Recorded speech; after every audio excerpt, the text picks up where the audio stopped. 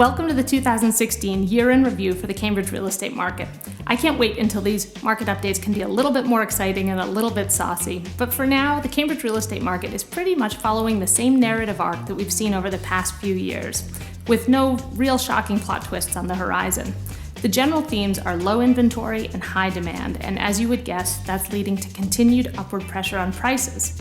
Let's take a look at the actual numbers and a more detailed summary. I'm going to be presenting today a new metric that we haven't really looked at before. I'm going to call it conversion rate. So this is the number of properties that actually sold relative to the number of properties that were listed on the market. What's interesting about conversion rate is it gives you a sense of how much selection there is overall. If there were a conversion rate of 100%, you really wouldn't have any selection. It's kind of a one-to-one dynamic. What conversion rate helps illustrate is how much demand is in the market. So if you're selling, say, 80% of everything that comes on the market, that's going to feel really different in the market than if you're selling 20%. If you're selling 20% of all available inventory, there's going to be loads of untapped inventory. You can go have your pick. You could see 20 properties on a Saturday. Let's start with the single-family market. Looking at inventory, in 2016, there were 148 new listings on the market. This represents a new 10-plus year low in inventory. In terms of the actual number of properties sold out of those listed, we had 96 sales of single families. That represents about a 65% conversion rate. That is the percentage of all the properties listed that actually sold. Here's the good news for single-family buyers. If you look historically, 50-60% is a typical conversion rate. When the market was getting hot in 2012 through 2015, we were seeing conversion rates in the 70 and 80% range. In terms of average sale price, single-family market got a big bump. There was an average sale price in 2015 of around $1.5 million. 2016, that bumped all the way up to $1.75 million, which represents about a 15% increase. That continues a run of appreciation that goes back pretty much as far as time.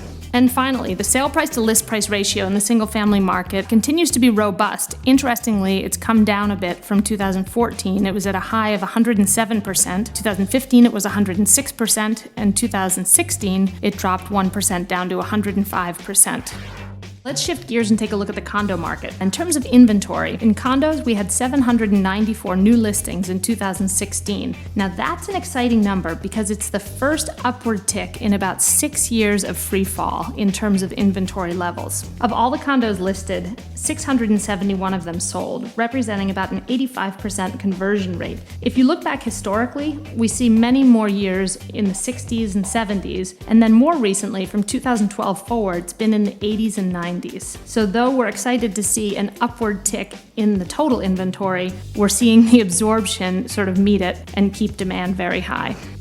In terms of average sale prices, the condo market jumped in 2016. We saw an average sale price in 2015 of around $715,000. That bumped up around 14% to $815,000 in 2016. In the condo market, we saw a continuation of the steady upward march of the sale price to list price ratio. It was around 104 in 2014, 105 in 2015, and last year, 2016, it was 106%.